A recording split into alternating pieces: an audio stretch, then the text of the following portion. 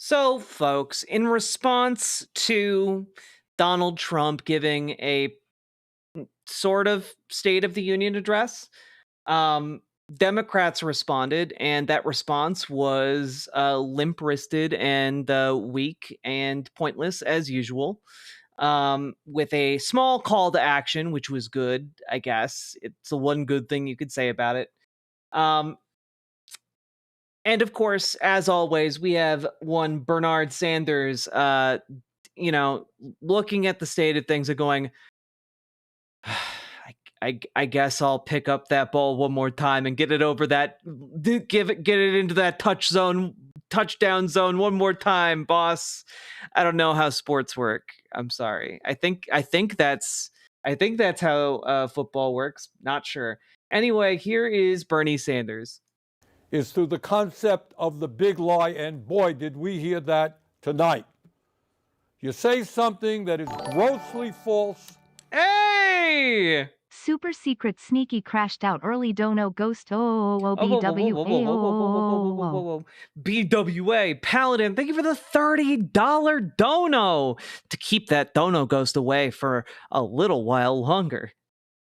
Say it over and over again and have right-wing social media blast it out endless times until people actually believe it. Like, I'm sorry, we're 20 seconds into this, and he's already spoken more sense than Alyssa Slotkin spoke over the course of 10 minutes. And then, rather than address the real issues facing the American people, the struggles that the American people are facing, we find ourselves wasting endless amounts of time discussing Trump's absurdities.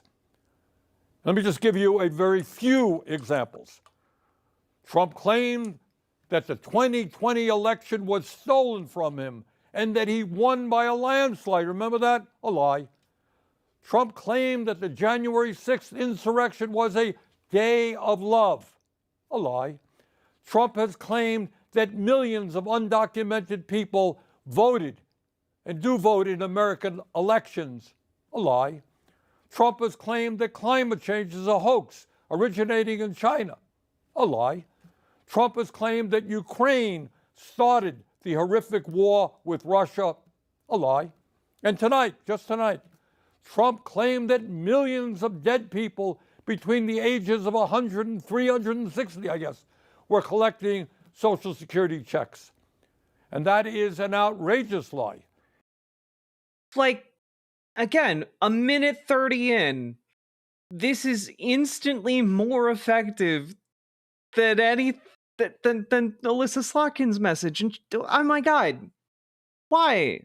Why must Democratic leadership at every turn be so absolutely toothless? Intended to lay the groundwork for cuts to Social Security and dismantling the most successful and popular government program in history. So let's be clear about that. Well over 99% of Social Security checks are going out to people who earned those checks. 70 million Americans. Nobody who was 150 years old or 200 years old or 300 years old is receiving Social Security checks. True. And on on the lies go. These lies, by the way, are literally conjured by a misunderstanding of COBOL programming language that untrained interns assumed when they saw the data, and then they relayed it to Elon Musk, who then relayed it to Donald Trump.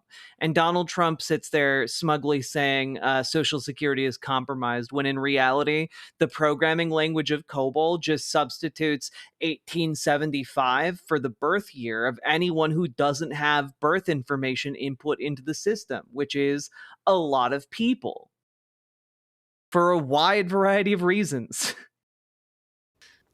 Now, the purpose of all of this lying is not just to push his hateful right-wing ideology. It is not just to try to divide us up. It is more than that. It is a masterful effort, and you saw that tonight. to deflect attention away from the most important issues facing the people of our country, issues that Trump and his billionaire friends do not want to address because it is not in their financial interests to do so. Trump gave his State of the Union speech tonight. But if you listen closely, that speech had very little to say I caught where about you live, and really don't mind watching him twice. Poop and pee are friends. What the fuck? Thank you for the $5 dono, one-eyed heathen. the State of the Union, about what is really going on in our country, especially for working families. Trump spoke for over 90 minutes, although I must confess it seemed a lot longer than that, and he almost completely ignored the issues that are keeping working people up at night as they worry about how their families are going to survive in these very tough times. And I will tell you exactly why Trump had very little to say about the real crises facing the working class of this country. Think back 6 weeks ago when Trump was inaugurated for his second term as president, just 6 weeks ago. Standing right behind him were the three wealthiest men in this country, Mr. Musk, Mr. Bezos, and Mr. Zuckerberg. And standing behind them were 13 other billionaires who Trump had nominated to head major government agencies. Many of these same billionaires, including Musk, were in the Capitol tonight listening to that speech. In other words, it is there for all to see. The Trump administration is not hiding it. The Trump administration is a government of the billionaire class, by the billionaire class, and for the billionaire class. Notwithstanding some of their rhetoric, this is a government that could Feel the care beat. less about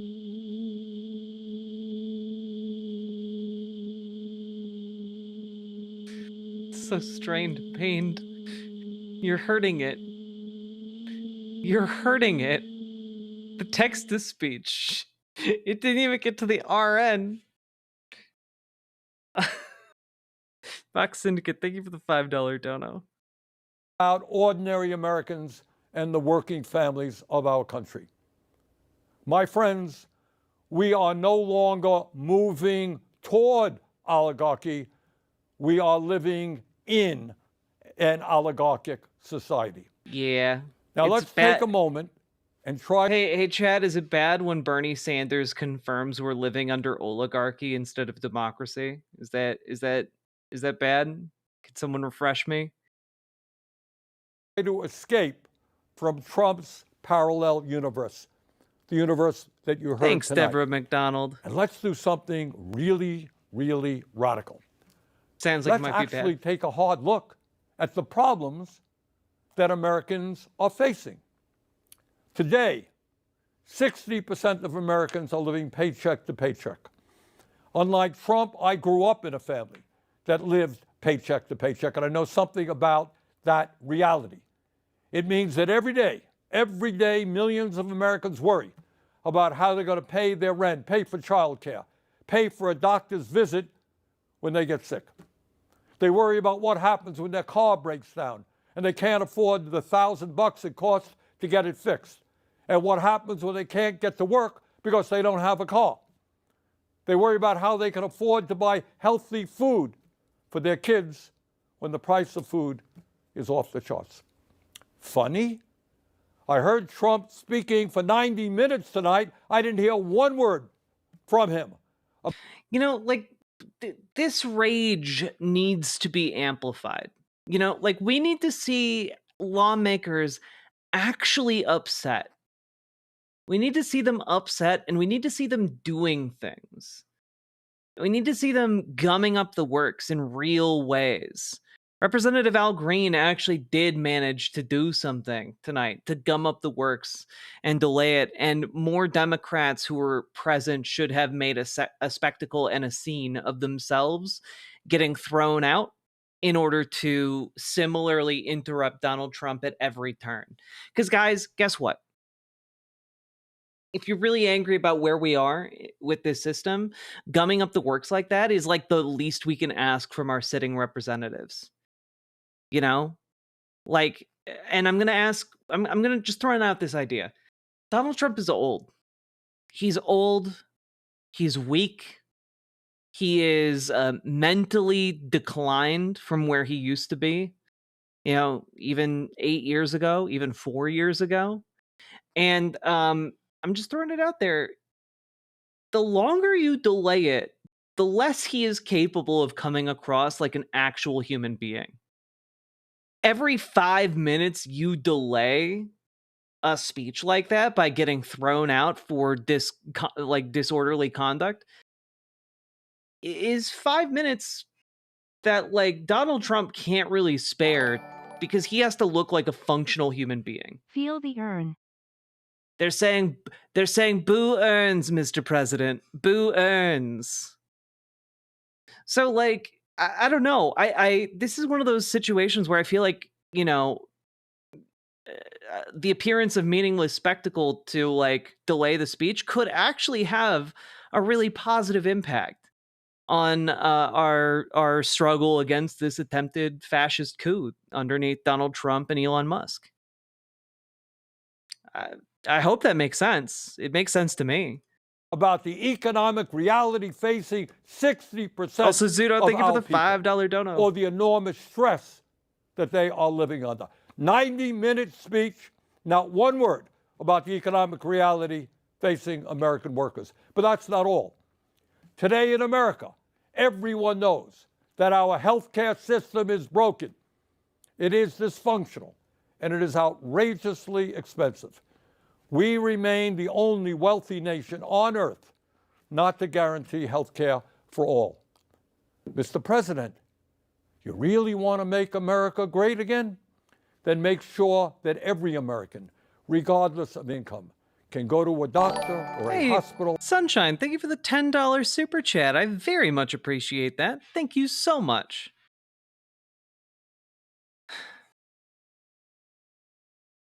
Yeah. And Simric, I don't know how much weight to give what your friend told you while working at the Capitol, but like genuinely his age, you know, in order to look strong, right? A president has to stand up there at that podium until they're done with that speech. He wanted to give a 90-minute long speech. Dog, he's going to be standing up there for like an hour and a half minimum. Stretch that out into 3 hours. You know, that sounds like a long time, but if it takes like 5 minutes to expel one member acting up, like that's just, you know, 12 members per hour. Dems have enough people to do that. You know, if he has to like go home and sleep because after wanting to give this address, that is only a victory for Democrats. You know? I'm watching the US dollar index slowly drop in real time, by the way. Fun times, right? Isn't it great? And not worry about how they're going to pay the bills. President Trump, health care is a human right. I didn't hear one word from you, not one word. Over 90-minute speech, not one word from you about the health care crisis that is impacting many, many millions of our people. Nor did I hear you say why we pay by far the highest prices in the world for prescription drugs, sometimes 10 times more than the people in other countries. And one thing I always appreciate about Bernie is that he brings it back to what a better version of America could look like. You know? It's a better version of America, one where we don't have people dying over lack of health care. That's possible, man. Why 1 out of 4 Americans are unable to afford the prescriptions their doctors prescribe. Not one word about the outrageously high cost of prescription drugs. Mr. President, we have nearly 800,000 Americans who are homeless. Over 20 million of our people spend more than half of their limited income on housing. We have a major housing crisis in America. Everyone knows it, apparently, except you, because in your speech tonight, I didn't hear you mention the housing crisis. Today in America, we have more income and wealth inequality than we've ever had. 3 richest people in America, the folks Trump invited to stand behind him at his inauguration, now own more wealth than the bottom half of our society, 170 million Americans. Did anyone out there hear one word from the President of the United States on that enormously important issue, which gets to the very fabric of our society? So few owning so much while so many people suffer. And here's something else the president. God, Bernie Sanders, what a goddamn king. He gets it, man. His entire ethos summed up in like one sentence.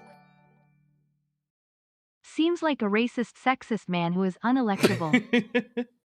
Yeah, all of these racist and sexist things Bernie has been saying, it really justifies the DNC icing him out. It's true. I bet anyone who supports this is also racist and sexist by extension. We should call them Bernie Bros. Forgot to discuss. Thank you for the 5 tier 1 sub, Socket Anarchy, and thank you also for dredging up one of the most infuriating periods of DNC insider politics I've ever seen in my lifetime. Not only is our life expectancy 4 years lower than other wealthy countries, the bottom 50% in this country, the working class of America, on average, live 7 years shorter lives than the top 1%. Got that? In other words, being poor or working class in this country today is a death sentence. Did you hear any discussion tonight as to why so many of our people are living shorter lives than they should? During his speech tonight, Trump did not have one word to say about how we are going to address the planetary crisis of climate change. The last 10 years, as most Americans know, have been the warmest ever recorded, and extreme weather disturbances and natural disasters. Yeah, there's literally a gigantic fire raging in like Virginia right now, North Carolina, somewhere in there. Have been taking place all over the world, from California to India, across Europe to North Carolina. And yet, not surprisingly, Trump had nothing to say about climate change except, I guess, drill, baby, drill. Well, that's going to help a whole lot. And let's be clear, not only did Trump fail to talk about some of the most important issues facing the working class of America, but the solutions, in quote, he proposed would only make a bad situation even worse. Yep, I did hear Trump talk tonight about some tax breaks for working families in terms of not taxing tips, not taxing Social Security, and not taxing overtime. Fine. But that is chump change compared to the benefits he's going to give to the 1%, and it doesn't tell the whole story about his tax policies. You know, we need more politicians that will use phrases like chump change. You know, like when Bernie says it, he sells it. You know, most other politicians can't. You know, and he says it like a guy who's complained about a boss firing him over chump. You know, like a chump change raise or something like that. You know, like he speaks it like he's experienced it. According to a recent study by the Institute on Taxation and Economic Policy, if all of Trump's so-called America First policies are enacted, including his tariffs, which he spoke a lot about tonight, The bottom 95% of Americans will see their taxes go up, while the richest 5% in our country will see their taxes go down. God. Way down. I genuinely don't know what happens when taxes on most people go up and Medicaid gets cut and Social Security becomes more difficult, if not impossible, to get. I don't know what happens when you combine that with tariffs. Like, I don't really see how anything other than the biggest protests this country has ever seen. That's clearly where it's gonna go. And it's just a question of how do those protests play out, I guess, in my mind. And right now, it's, you know, not great. Tonight, in so many words, Trump urged Congress to pass his big, beautiful budget. Do you know what's really in it?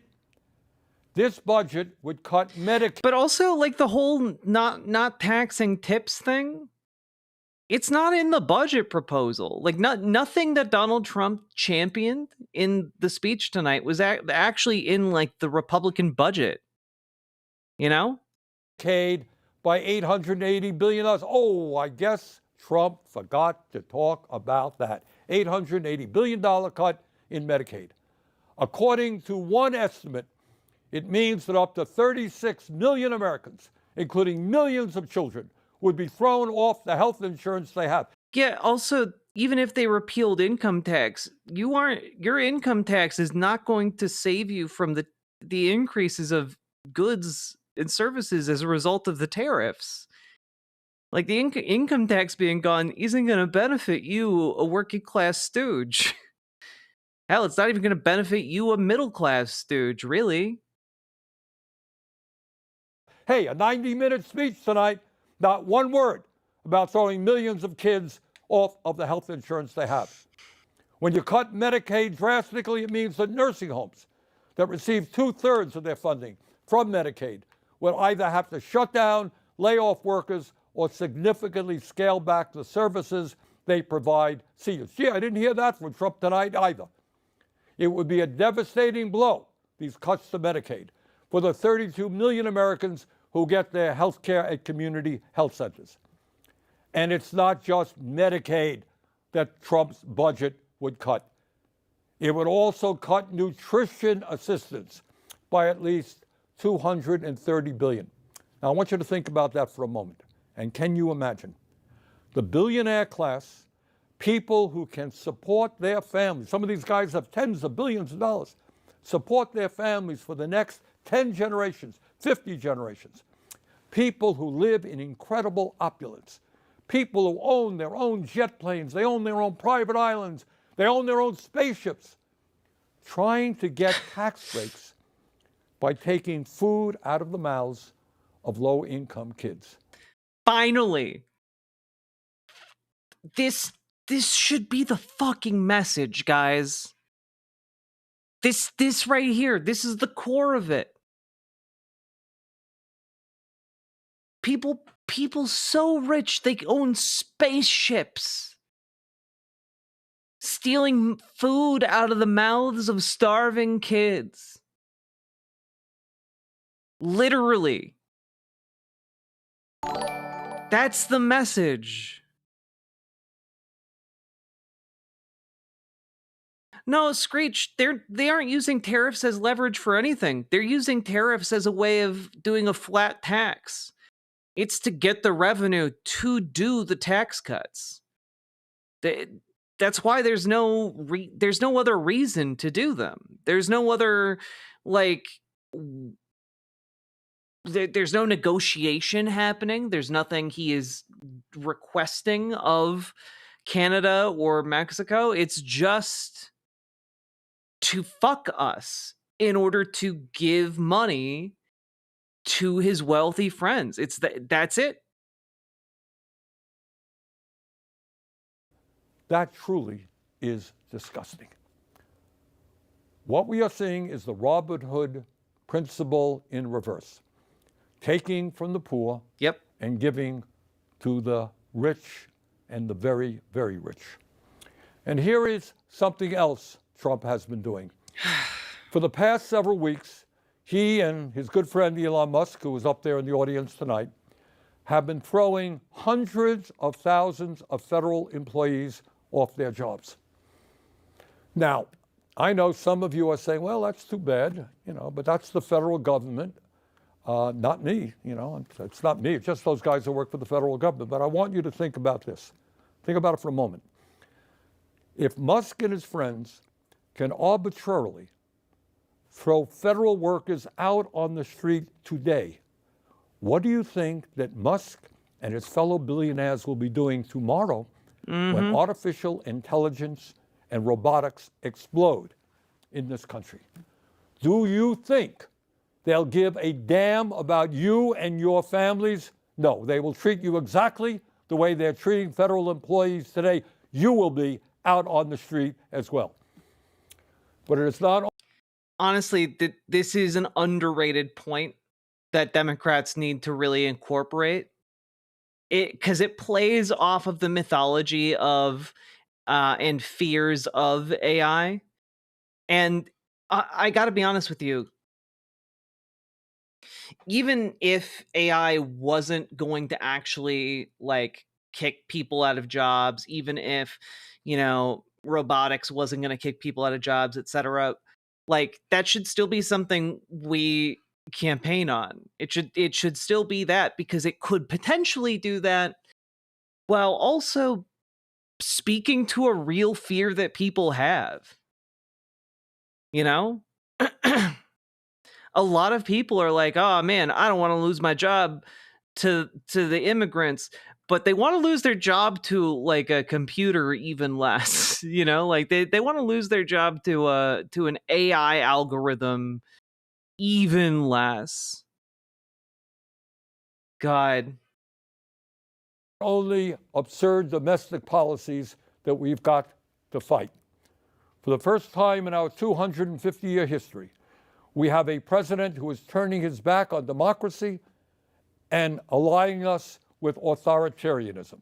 Now, notice how like Bernie Sanders has mainly been focused throughout this on Trump not being trustworthy, on lying to workers, why it matters that he's lying to workers, what we could do if we were actually using these funds, and ultimately why, like how everything that Donald Trump is doing, it adds up to a massive amount of money transferred to his friends, his billionaire, trillionaire friends, who are all, billionaire friends who are all gunning to be the next trillionaire or the first trillionaire. And it's only deeper in that he actually gets to like, more high-minded ideals, like, the idea of defending democracy. And that's very intentional on his part, because primarily, well, when I hear them, thank you for the $20 The good dono. news is Al Green's voicemail is full. The bad news is, I can't email him unless I am from Texas. I want to voice my support for his actions tonight. I can't email him unless I live in TX due to the website. Well, it's good. It's good that you wanted to reach out. Maybe you'll be able to do so Riverboat tomorrow. Jack stream experience. It's late. I should probably go to bed, but my leftist heart is being fired and inspired. Von Tuck's good. I'm glad you're having a good time with the stream. Let's go. All right. And I just want to say, like, the reason you want to backload talk about the importance of democracy is because a lot of people don't inherently understand the benefit of democracy. There are a lot of people in this country who will just kind of shrug and go, I don't care if we're monarchy or whatever. Like, I just want to make a good living. Like they don't really necessarily understand or care to investigate like the benefits of democracy, especially when they're having a rough time like feeding themselves or their family and keeping shelter over their heads. Like that's difficult and that takes a precedence, right? And I think Bernie understands that, so he speaks to those more important, the lower order, the most base order of Maslow's hierarchy of needs, right? Like he speaks to the most important ones first before he moves on to the higher ones. I think structuring speeches like that is actually really important when you're talking to a wider electorate. No, we must not abandon the people of Ukraine who were invaded by the Russian dictator Vladimir Putin. We must always stand for democracy, not dictatorship. Let me be very clear. Regardless of where Trump is taking this country, here's what. Well, Delta Who, it's true. Like, it might be harder in general for an ordinary person to make a good living under a monarchy, but I'll say this: there have been monarchies that had good economies. There have been, countries where, some or even most people for a while did well under authoritarians. It is possible for people to have, at least hypothetically, a good life under more oppressive systems. It's just that even if that were the case, even if you were to grant that conditions may be good under a king, we should still reject that, you know? Because monarchy is bad. Authoritarianism is bad. It hurts people. It is dependent entirely upon the skills and abilities of one statesman. And that is almost never in the interest of the broad populace at large. What are some examples of that? I mean, like the classic example would be like a Cincinnatus type, the original, like, dictator, like someone who rose as like a vegetable farmer, assumed dictatorial power, set things right, and then set that power aside. Like that would be kind of one of those examples. Or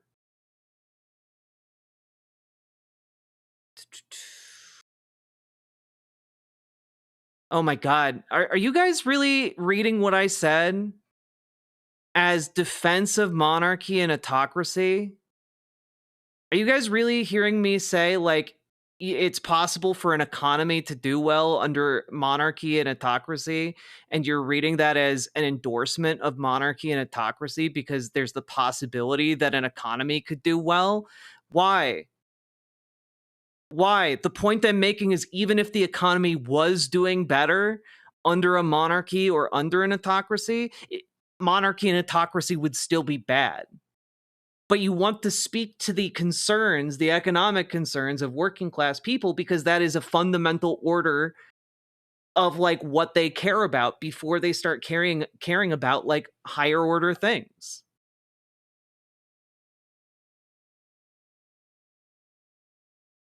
God. Okay, I'm glad you guys get it. I'm glad we're on the same page. I had to check because sometimes people go off the rails with me. What I think and what I believe the American people want us to do. They want us to end a corrupt campaign finance system. Well, golly gee, I didn't hear Mr. Trump talk about that tonight. A corrupt campaign finance system which allows a handful of billionaires to buy elections. It is beyond crazy that someone like Elon Musk can contribute over $270 million to buy to the help presidency. Get Trump elected, and then he gets to run the government. It is absurd that any member of Congress who stands up to Netanyahu's brutal war in Gaza can expect to be opposed by millions of dollars in campaign contributions coming from AIPAC. Man, Bernie Sanders is such the greatest political figure of my lifetime, Like, dude actually walks the walk and talks the talk. We need more like him. It's, there are potential successors to his mantle, but like they are few in number. And I am so grateful he's still here to be a beacon of hope in these trying times, because honestly, it's like Bernie Sanders, AOC, and like a handful of other people in Congress, and then like my hope entirely is pinned on the mobilizing power of the American people, which is why I'm continuously calling on you guys to get involved with your local Dems, to radicalize them, to get involved with your local DSA, to radicalize your area, to get involved with your indivisible protests. You can start one of your own, or join one in your local area. Protest Tesla with Tesla takedown, or to like get involved in some kind of way. There are, we got to do something. Okay, my hope and my whatever prayer I guess exists in me lies in the spirit of the American people to rise against and destroy this threat that has come to our collective doorstep. Okay. Carbon says, "Thank you very much for the raid. Welcome, raiders." Let's finish this up, huh? The American people want us to end this disastrous Citizens United Supreme Welcome, Court Phoebe decision Cakes. and move to the And public Brecco. funding of elections. Democracy is supposed to be about one person, one vote, not billionaires buying the political candidates of their choice. Hell yeah. And further, no, we should not be giving tax breaks to billionaires. That's not what we should be doing. We must demand that the wealthiest people in this country. And Nicholas Alford, then our job is to radicalize the Democratic electorate. The solutions to our problems and the solutions to unfucking our country have never been easy, but such is our task, and such is the burden of our times. Start paying their fair share of taxes. We must raise the federal minimum wage of $7.25 an hour to a living wage of at least $17 an hour. We must make it easier for workers to join trade unions, grow the union movement, and prevent corporations from violating labor laws with impunity by passing the PRO Act, legislation that I will be introducing tomorrow. No, we are not going to cut Social Security. Not on Quite my watch. the contrary.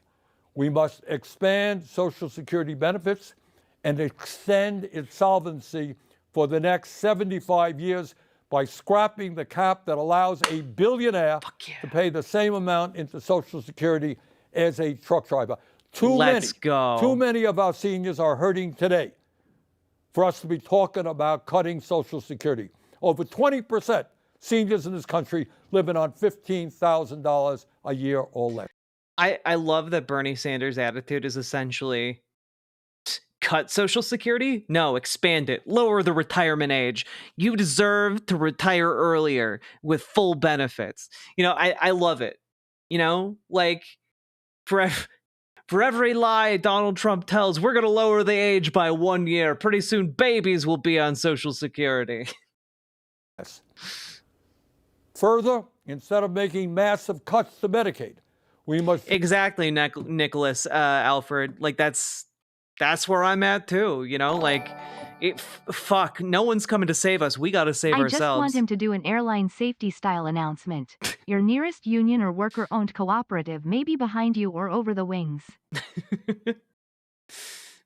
If you reach to your left, you may find a membership card to the UAW.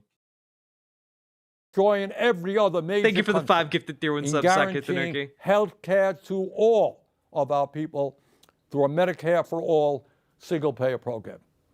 We must also take on the greed of the pharmaceutical industry, get them to charge us what they charge other countries, reducing prescription drug prices by 50%.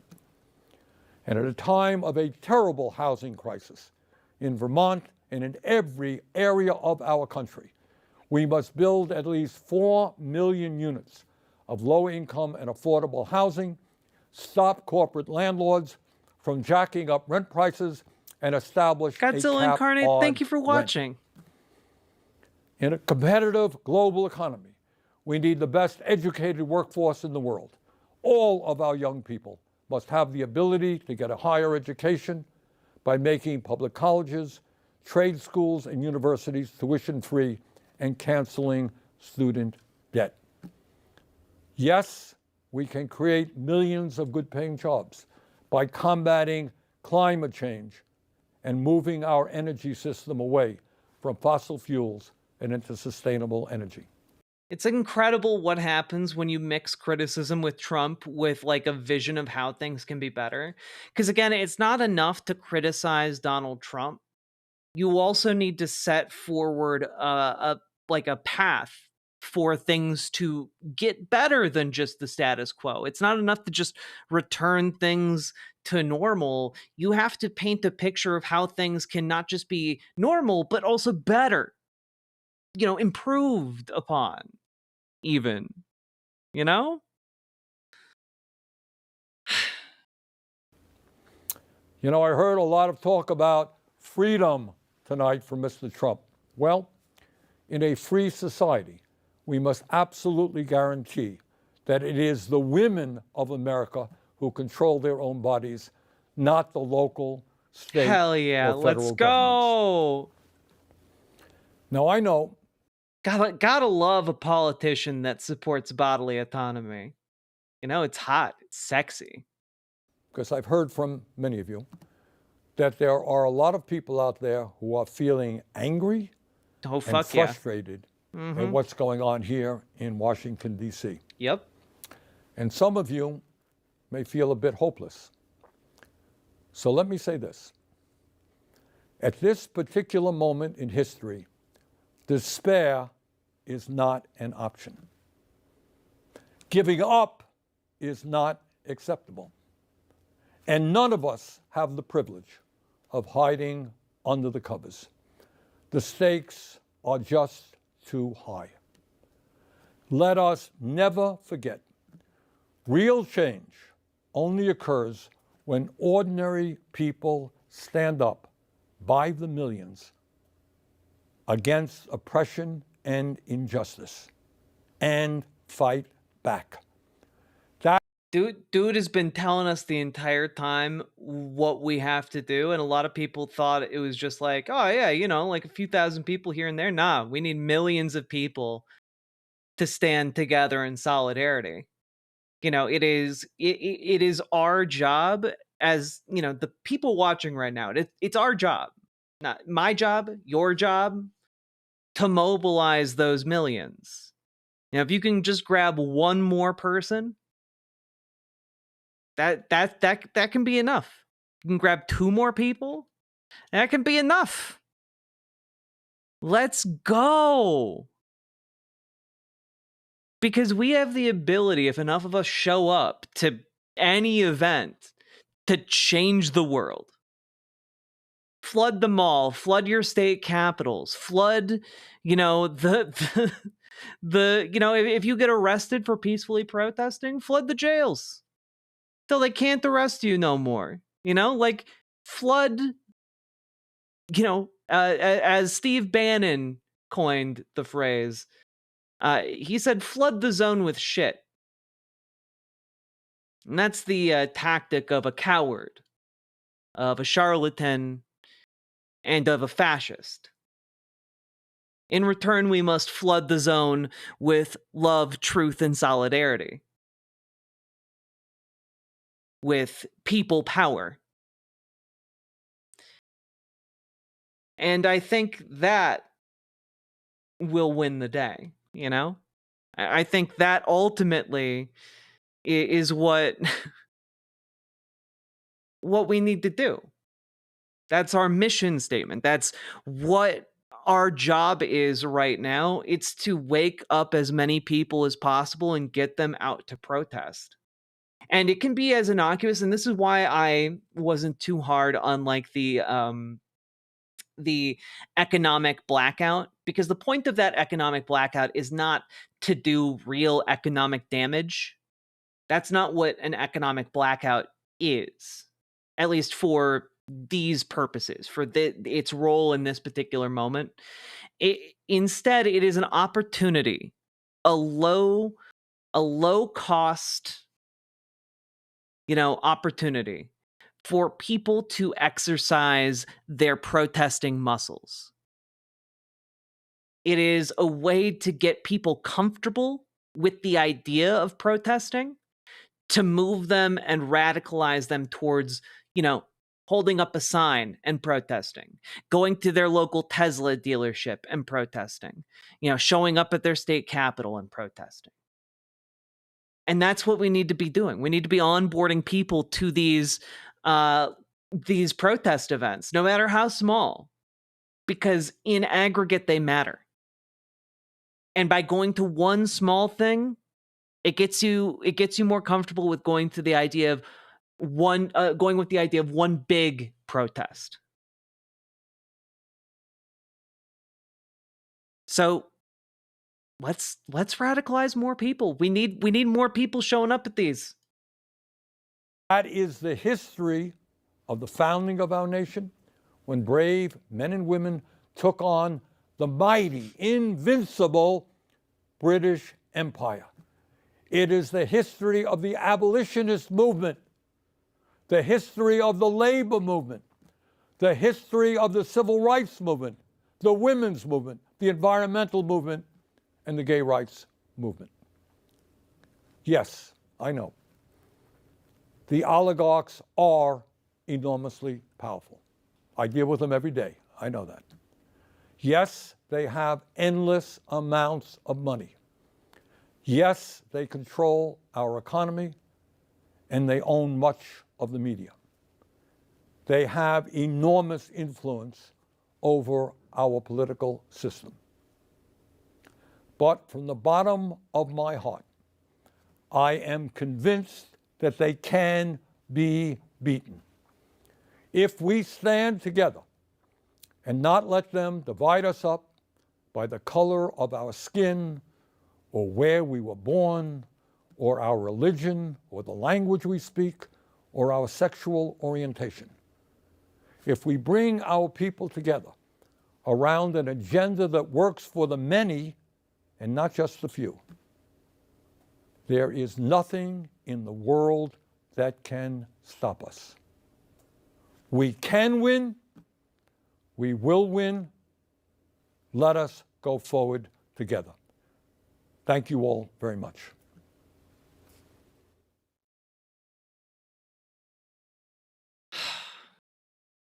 What a goddamn king.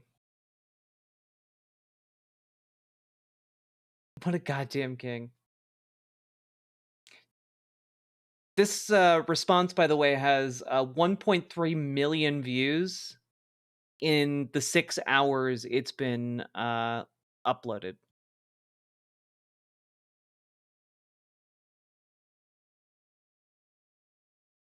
In return,